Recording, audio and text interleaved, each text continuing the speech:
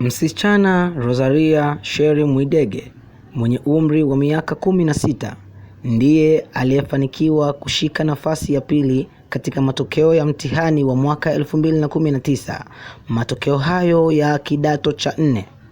Msichana amezidi kuelezea kwamba anamshukuru Mwenyezi Mungu kwa kuwa hakutarajia nafasi hiyo na hakutarajia ufaulu huo mkubwa. Msichana huyo amezidi kuelezea kwamba pia mtihani haukuwa mrahisi sana, hivyo anamshukuru Mwenyezi Mungu sana.